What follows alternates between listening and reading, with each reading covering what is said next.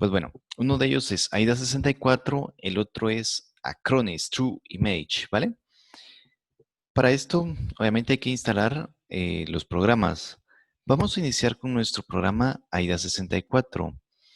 Yo acá tengo el programa AIDA64 Ingeniero, modo ingeniero, que de hecho nosotros si buscamos en internet AIDA64, vamos a estar viendo que hay varias versiones. Ok, ahorita me metí a la página oficial. Tengo aquí el AIDA 64 Extreme, AIDA 64 modo ingeniero, el negocios, para red de auditoría y luego tenemos el AIDA para otras plataformas. ¿Sí? Entonces tenemos múltiples versiones. Cualquiera de ellas la pudiéramos utilizar, que todas nos van bastante bien.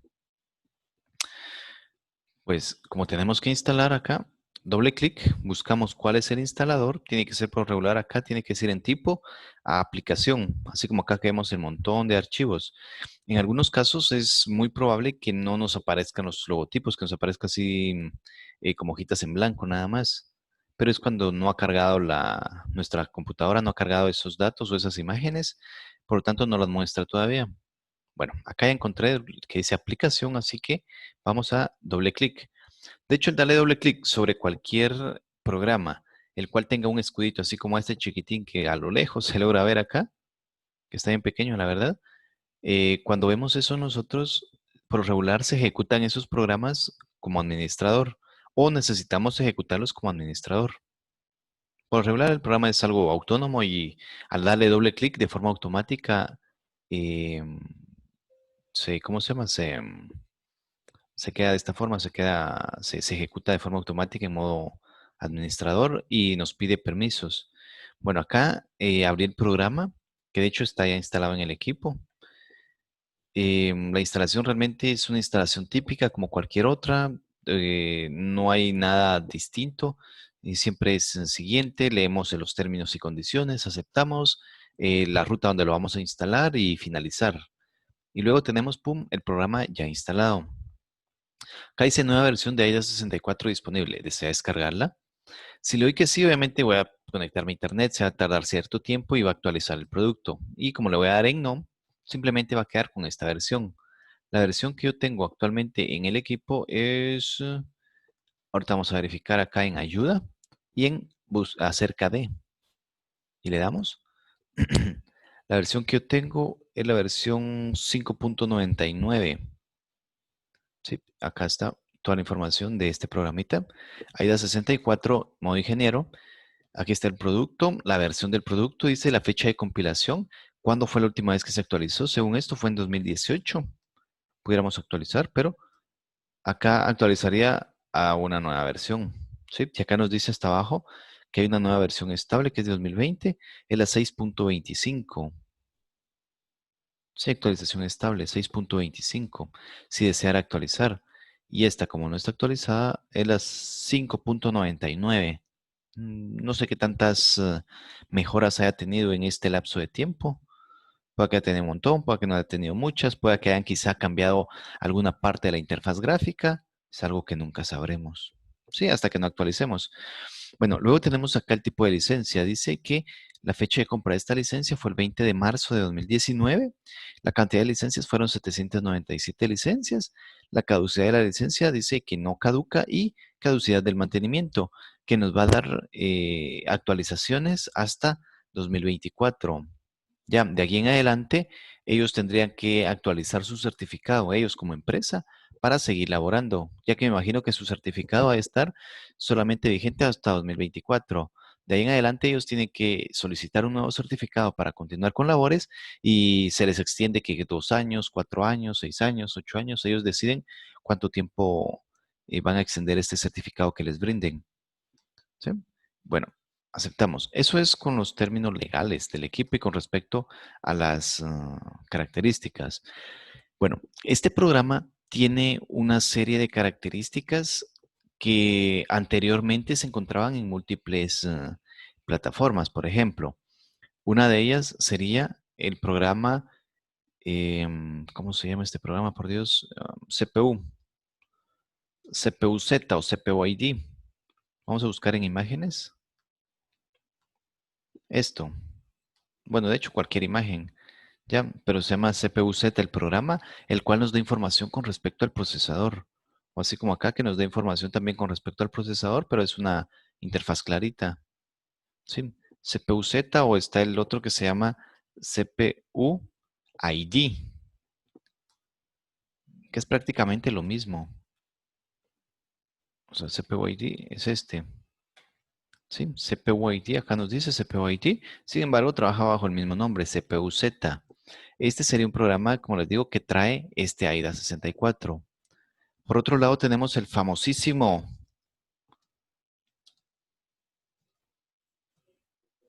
Everest.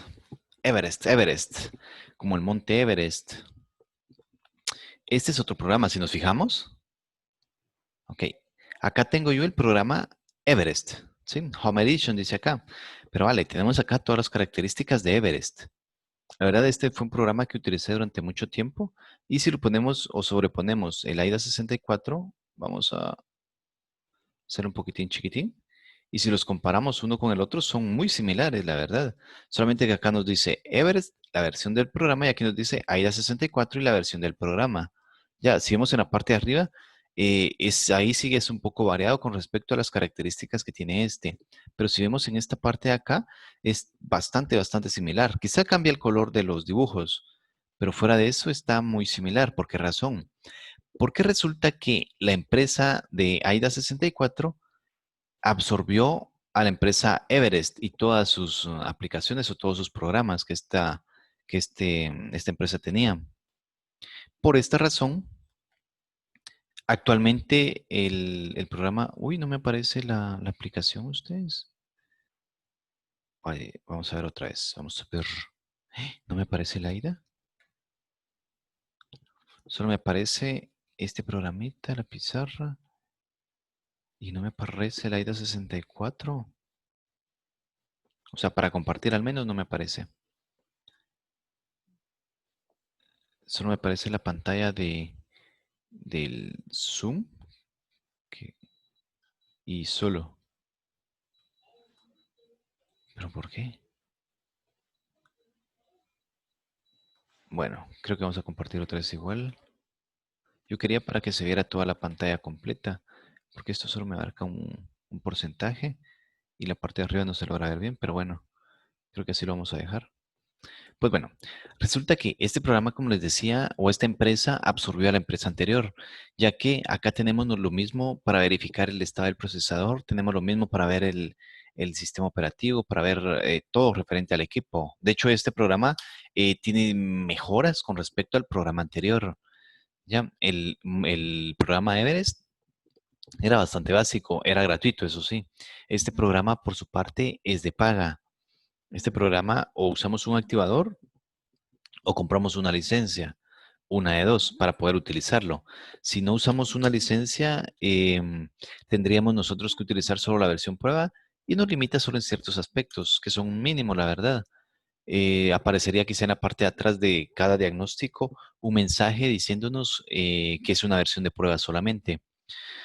Pues bueno, entre las características tenemos acá que podemos ver el equipo, podemos ver todo lo referente a la computadora, podemos ver todo lo referente al sistema operativo, así como acá, el número de licencia, si tiene o no tiene licencia, cuándo vence la licencia, podemos ver los procesos que está realizando el equipo, si tiene o no tiene certificados, así como acá tenemos todos los procesos que estoy realizando en este momento con respecto a mi conexión. Por ejemplo, acá tengo el Office.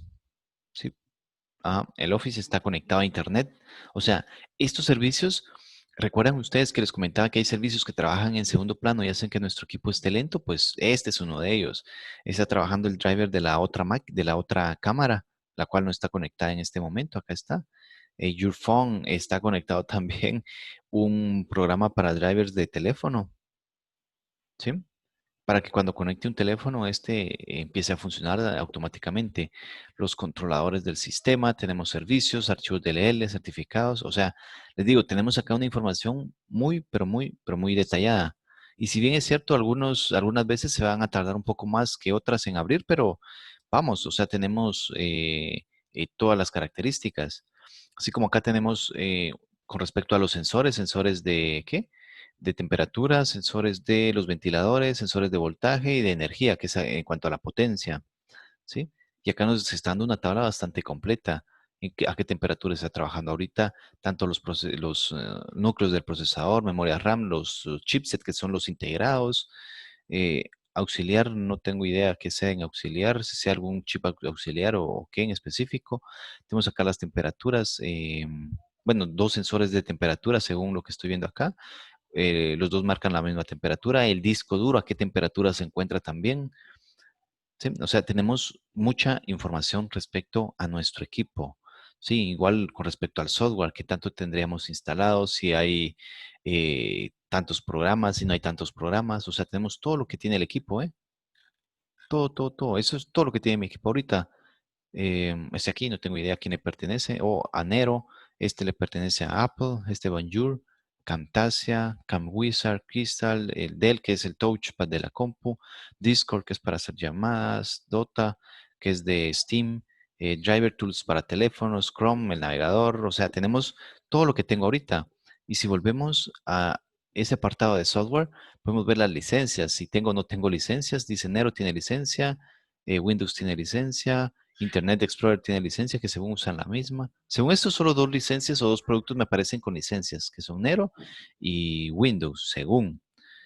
Fuera de eso, ¿qué más? Tareas programadas, si vamos a ejecutar vamos a ejecutar una actualización a cierta hora, o si programamos cierta acción que la realice cada cierto tiempo, que un escaneo, todo lo tendríamos que tener acá en esta parte de acá arriba.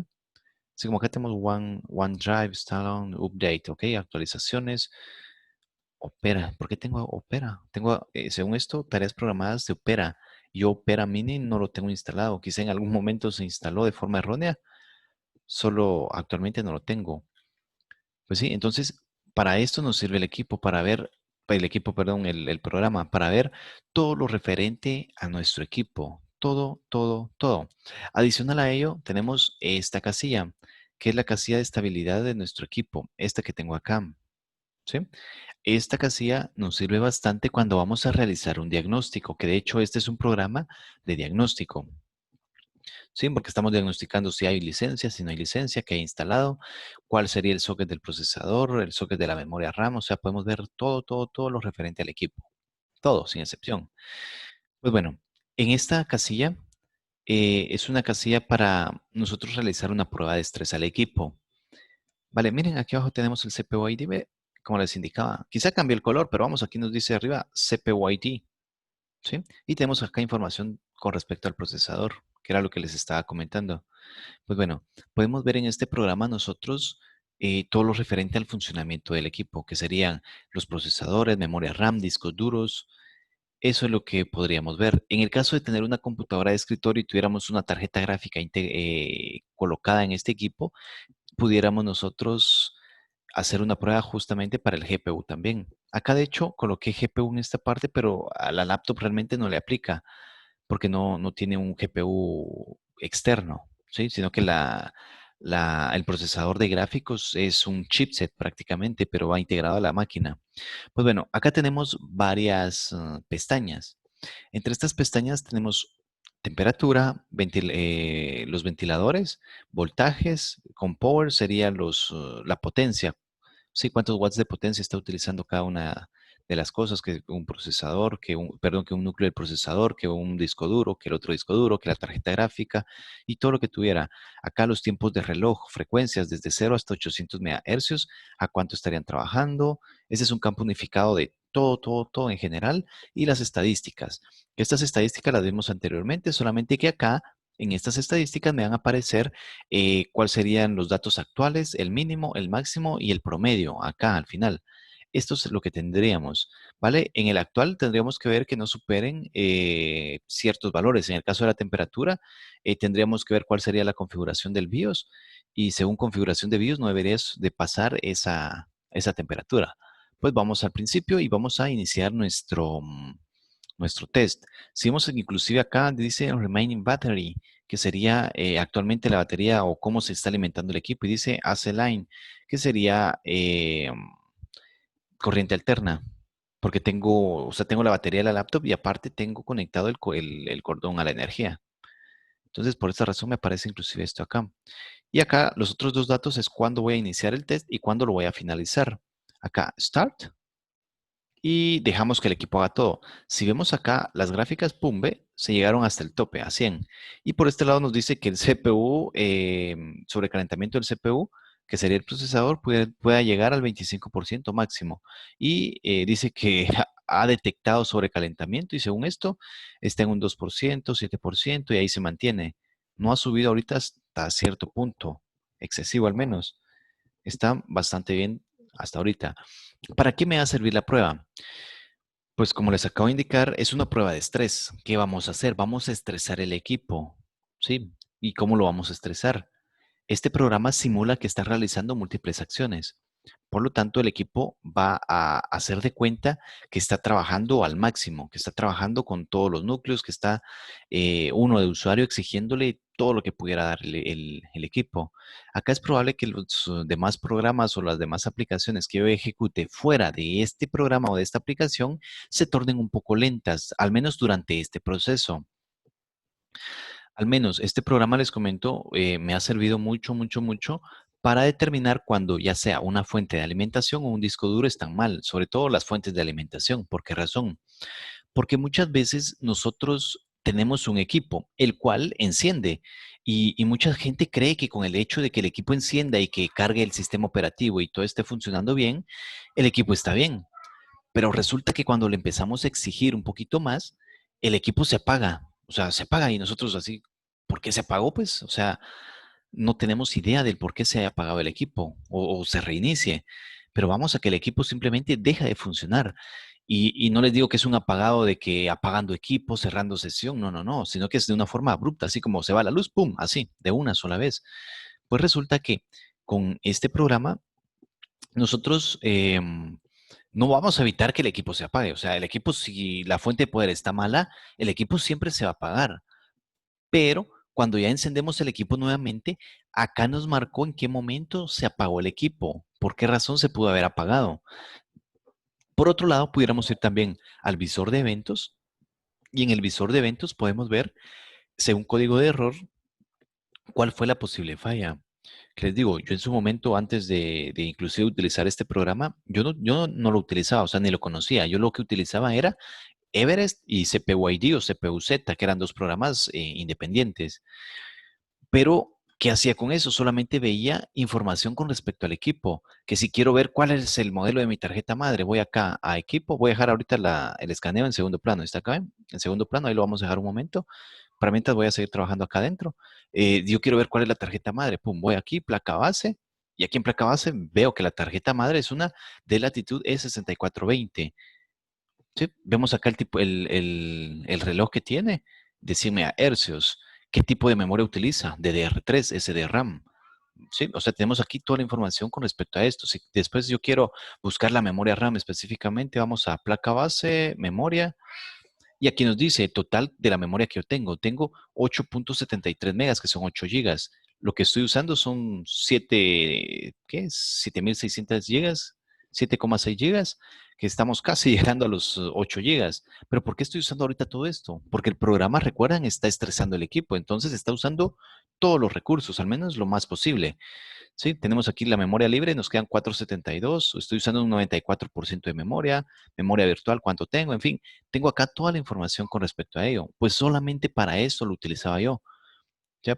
Em, Básicamente lo usaba solamente para esto, para verificar el estado de la placa, nada más, solamente para esto. Con respecto al procesador, no lo hacía desde este sitio, la verdad yo lo hacía desde CPU-ID o CPU-Z. Y eso era lo único. Acá puedo ver el tamaño de los nanómetros según el socket. Ese es un 988, un PGA. Y según nos mide 37.5 nanómetros, no, milímetros sería el procesador, milímetros, a 32 nanómetros. Acá está abajo, ¿eh? ¿Sí? ¿Cuál es la potencia que utiliza este equipo? 35 watts. Actualmente los equipos más recientes utilizan que 20, 25 watts. Es una potencia un poco menor, Pero recordemos que un equipo más reciente, esto de 32 nanómetros ya es mucho más pequeño. O sea, trabajan componentes que de 20 nanómetros, de 14 nanómetros, entonces son mucho más chiquitines. Por lo tanto, necesitan menos energía para poder funcionar. Por lo tanto, no requiere tanta potencia.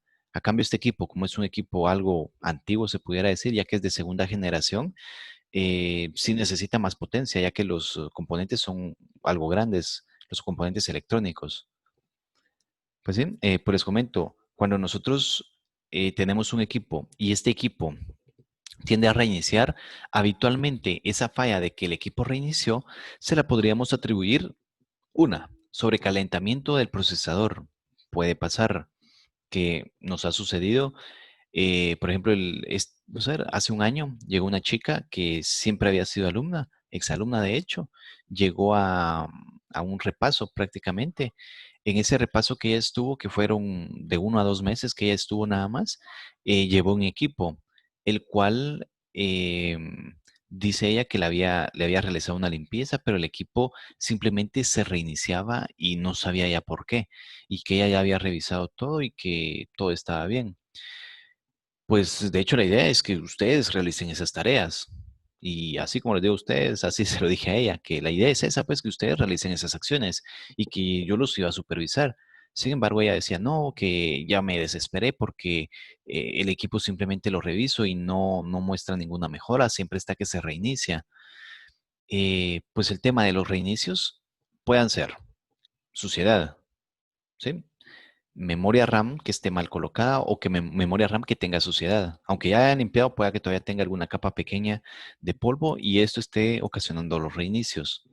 Lo tercero, un disco duro que esté también malo. O sea, un disco duro que no llega a ubicar ciertos sectores dentro del disco pueda llegar a presentar un error que sería pantalla azul y un reinicio.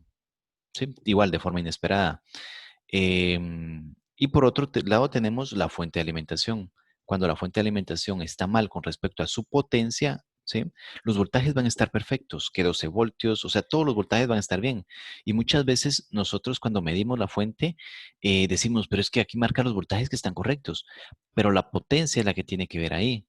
Ya que la potencia, conforme nosotros vamos utilizando la fuente de alimentación día a día, esta potencia se va perdiendo gradualmente. No les digo que de un día a otro va a perder potencia, no, pero conforme lo vamos usando, que cada mes va a perder potencia, cada 2 meses, cada 3 meses va a empezar a perder un porcentaje pequeño de potencia, hasta que llegue un punto que, según todos los componentes que yo tenga en mi máquina, me exijan un poco más de potencia. En un equipo normal se pudiera decir que sería tarjeta madre, procesador, memoria RAM, disco duro, no habría tanto problema, pero en un equipo un poquito más dedicado que ya tiene quizá 2 discos duros, quizá ya tenga una tarjeta gráfica, aunque no sea una tarjeta gráfica dedicada o muy grande, vamos a que todo eso está consumiendo energía. ¿Y quién les entrega esa energía? La fuente de alimentación. Entonces, no siempre hay que estar solamente con la mente en un solo, que pudiera ser un solo problema, ya que ¿cómo sería? Según los síntomas que presente el equipo, pudieran haber varias razones. Volviendo al caso de la chica, esta chica hizo todo bien, a excepción de una cosa, que fue colocar correctamente el disipador de calor. Sí, un disipador de calor tiene que estar todo el tiempo así, pegado, totalmente pegado. Si este fuera procesador y acá tengo yo el disipador de calor, los coloco así. Y en medio de estos va la pasta térmica, ¿vale? Así, totalmente. Pues resulta que ella simplemente colocó, bueno, de hecho colocó solo 2 seguros, que fueron los 2 seguros de abajo, y los 2 seguros de arriba del disipador de calor no los había colocado, o al menos de buena manera. Por lo tanto, cuando ella tenía parado el equipo, el disipador de calor quedaba así, quedaba literalmente separado del procesador. Y aunque tuviera pasta térmica, no estaba del todo pegado. Y recordemos, el disipador de calor, su función es justamente, como su nombre lo indica, disipar la temperatura excesiva del procesador. Y la pasta, ¿cuál es la función de la pasta? La pasta transmite esa energía, ¿sí? Esa temperatura del procesador hacia el disipador de calor de mejor manera. ¿Por qué? Porque nosotros, si viéramos microscópicamente tanto el procesador como el disipador de calor, veríamos algo muy similar como la gráfica que tenemos acá en la pantalla, algo muy similar a esto, ¿ve? Que sería una serie como de picos así chiquitines. ¿Por qué razón? Porque un procesador no es del todo liso, la superficie no es lisa del todo. Porque ustedes pueden ver que no está pulida esa superficie. Ustedes pueden ver en el disipador de calor tampoco está pulido. Ahora bien, si ustedes toman un disco duro y ven el cilindro, este sí está pulido. Ya acá no habría tanta necesidad de usar pasta térmica. De hecho, en el disco duro no se usa pasta térmica, pues, pero si tuviera una superficie pulida de esta forma, no habría mucha necesidad. Pero como no es así, hay ciertas pequeñas fisuras, así como lo vemos acá en la línea verde y la línea, no sé, celeste se puede decir, verde menta, qué sé yo. Cuando pegamos esta línea que está arriba con la de abajo, aunque ustedes la unan, van a ver que hay ciertos picos los cuales no van a coincidir. Pues la pasta térmica va a hacer la función de rellenar esos pequeños espacios y tomar esa temperatura de esos espacios y subirla, ya, a que se vaya al disipador de calor. Entonces puede hacer que por procesador o al menos por disipador de calor haya un problema. ¿Ustedes pueden trabajar sin ventilador? Sí, pueden trabajar sin un ventilador. Ya, ustedes han visto que la mayoría de las máquinas tienen en la parte de arriba un gran ventilador. Pues de hecho puede funcionar, pero no es lo recomendado. ¿Por qué razón? Si su computadora o si su máquina no tiene un ventilador, resulta que no va a disipar el calor de buena manera. O sea, sí lo va a disipar, pero de una forma mal, se puede decir. O sea, no de una forma eficiente, de una buena manera, ya que no va a cumplir la disipación como se debiera, ya que del 90%, 80% que podría liberar con el ventilador, estaría liberando solo quizá un 10%, 15%. ¿Por qué? Porque todo el calor se acumularía en el disipador de calor y a medida que vaya pasando el tiempo, ese calor se va acumulando y la temperatura, perdón, va subiendo, subiendo, subiendo, hasta que llegue un punto que el sensor detecta sobrecalentamiento. ¿Y qué pasa? El sensor, el termistor, lo que hace es, ¡pum!, se abre. Eso es lo que va a pasar. Cuando se abre el termistor, el equipo obviamente se va a apagar.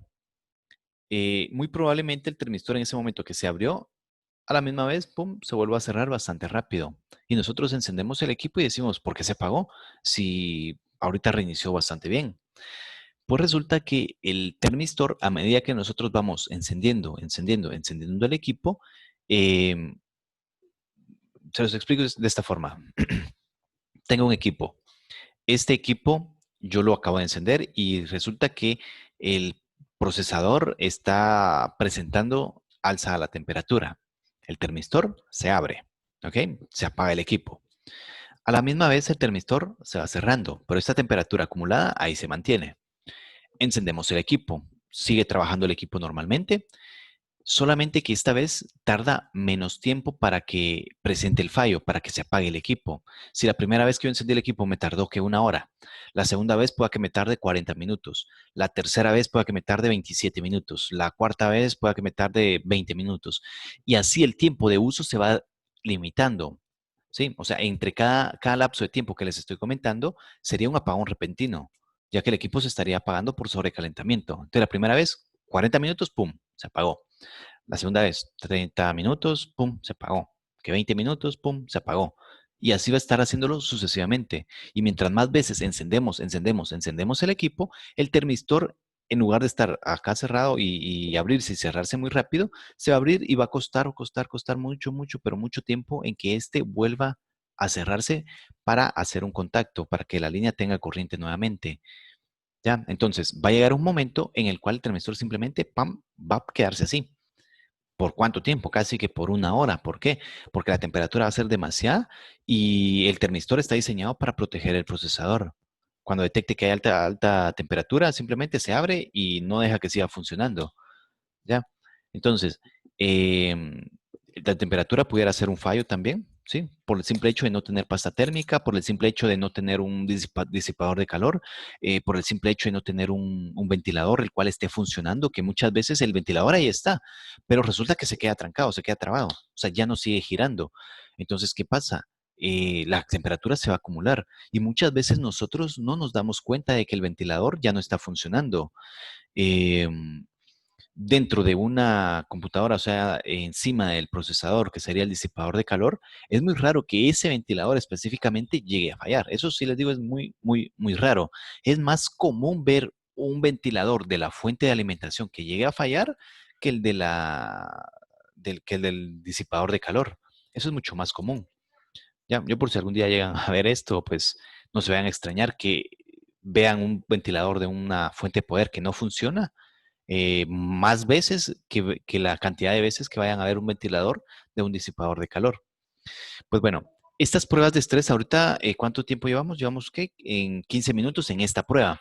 Resulta que estas pruebas habitualmente las colocamos o las dejamos funcionar durante ¿cuánto tiempo?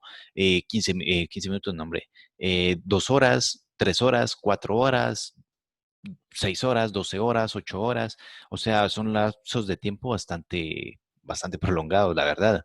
¿Por qué razón? Porque a veces en un poco lapso de tiempo el equipo simplemente no logra sobrecalentarse, o sea, se mantiene bastante estable. Pero ya pasado cierto tiempo, la temperatura se empieza a acumular, ya le empieza a calar y empieza a subir gradualmente. O algún componente se empieza a sobrecalentar. ¿Por qué? Porque recuerden, estamos ahorita simulando que el equipo está funcionando a tope. ¿Y cuánto tiempo llevamos así? 15 minutos, 47 segundos, que aquí tenemos el lapso de tiempo. Aquí tenemos a la fecha y hora que iniciamos y acá el lapso de tiempo. Pues bueno, ahorita podemos ver los ventiladores, cómo es que se encuentran. Ahora sí, en tiempo real. Estamos viendo ya la gráfica. Vemos acá, esto me está llegando al 10% según la temperatura eh, excesiva o del sobrecalentamiento. Vamos a los voltajes. Los voltajes vemos, solo al principio tuvo ciertos picos de voltajes, ya, que fue cuando no habíamos iniciado la prueba. La prueba la iniciamos a partir de esta línea punteada. De acá en adelante, como ya es, ¿qué les digo? Es una acción que está de forma perenne en el equipo, la energía está estable, le está entregando la misma energía al procesador, a la memoria RAM, que al disipador, nombre, a los ventiladores, al disco duro, o sea, todo está trabajando ahorita de forma uniforme. Vamos a ver con respecto a la potencia. La potencia. Si vemos acá, la potencia está muy, muy, muy, muy estable, la verdad. Tiene pequeños picos, pero no son algo demasiado grande para preocuparnos. Acá están las potencias que están trabajando. Y si vemos acá, tenemos tres valores. Esos tres valores hacen referencia a estos tres datos que tengo acá. Y estos tres datos hacen referencia a los núcleos del procesador. ¿Sí? Que un núcleo, que el segundo núcleo, que el procesador en general, en fin. Tenemos acá los tiempos de reloj. Ese está trabajando, bueno, según esto tengo uno, dos y tres datos, que tengo el reloj general y los núcleos, núcleo uno y el núcleo 2 del procesador. Y según esto se mantienen los dos bastante estables. Muchas veces les digo, es probable que uno de los dos baje y el otro se mantenga y este suba y después este baje o este suba. O sea, no van a trabajar los dos así al mismo tiempo. Los dos núcleos van a trabajar con ciertas acciones independientes. Vamos al campo unificado ahora, donde tenemos todos los datos en general. Sí, aquí tenemos todo, todo, todo, todo. Acá, si ustedes se fijan, yo le marqué al scan el GPU en esta parte de acá arriba, acá, de este lado. Pero si ustedes pueden ver acá arriba, acá no me marca nada con respecto a GPU.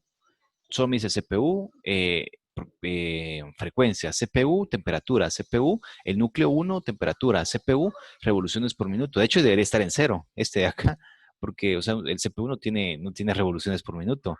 Lo que sí tiene revoluciones por minuto es el disco duro, a no ser que me esté mencionando el disco duro en esta parte de acá, este de acá, y sea esta línea de acá que tenemos que en 4104 que sea el del disco duro. El núcleo del CPU, ¿sí? Está en rojo también, este está en uno nada más, y luego tenemos un paquete del CPU siempre, ¿ya? Entonces, todo es referente al CPU en este caso, porque no tengo una PC de escritorio y no tengo una tarjeta gráfica externa. Vamos a la última casilla, ¿sí? Y acá tenemos los datos que me está dando en este momento y tenemos el actual. Se encuentra en temperatura el CPU y sus núcleos, la memoria RAM, a estas temperaturas, 96 grados siendo el máximo actualmente, ¿sí? 91, 99, 32. Ok, son temperaturas bastante aceptables. Pero les digo, si ustedes quisieran corroborar estos datos, tendríamos que ir a BIOS y ver la configuración de las temperaturas, cómo es que ésta se encuentra.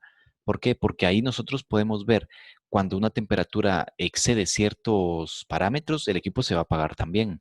Cuando el equipo está a punto de llegar a ciertos parámetros, igual pueda que se apague el equipo, pero no cuando está a punto de llegar, sino cuando llega a ese pico. Ya, por ejemplo, que acá dijera, cuando llegue a 100 grados centígrados se va a apagar el equipo. Y por ejemplo, acá está el 99, que ha sido el máximo en algún momento. Así como acá, por este núcleo ya se hubiera apagado el equipo, porque aquí ya llegó al 100. ¿Sí? Entonces, si no me falla realizando esta prueba de estrés, quiere decir que el equipo está bien y que soporta todas estas tensiones adicionales. Y les digo, ya lo he hecho en múltiples equipos y muchas veces los clientes no le creen a uno, piensan que uno solo les quiere sacar dinero o quiere hacer que compren componentes solo porque sí. Y créame, no es así. O sea, ya cuando doy un diagnóstico, al menos yo en lo personal, lo hago con el método científico. ¿Y cuál es ese? Este que tengo acá. Hacer nosotros el análisis y documentarlo, ¿sí? Según el resultado que tengamos, presentar este resultado y decir, mire, en base a este resultado, yo le estoy entregando eh, tal diagnóstico. Y el diagnóstico está en que el disco duro está malo o el disco duro está bueno y lo que usted tiene que cambiar es tal cosa o no está funcionando del todo bien o sí está funcionando perfecto y su problema tal vez es de programación. ¿Sí? Solamente con esto que tengo acá. Em, acá solamente me quedaría stop, que sería parar el análisis. Si vemos ahorita acá, las gráficas van a bajar ahorita. O sea, están hasta arriba y solo pum, van a bajar y se van a mantener pam, pam, como estaban hace un momento, así, subiendo y bajando. Pero ya no se mantienen hasta arriba. Si vemos acá, la línea color amarillo bajó y se mantiene pa, pa, pa, así. Las demás líneas bajaron poco, no fue mucho lo que bajaron, la verdad. El procesador no fue mucho. La memoria RAM no liberó demasiada memoria tampoco. El disco duro tampoco liberó mucho, o sea, se mantiene estable, así como estaba en el análisis, así se mantiene en este momento. Los ventiladores se mantienen también, los voltajes están también. Lo único ahora sí tiene pequeños picos. La potencia se mantiene igual también.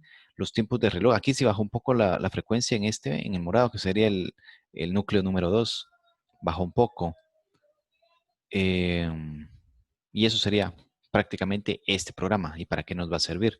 Y se nos terminó el tiempo ustedes, así que nos miramos el día miércoles, que ahorita viene el siguiente grupo.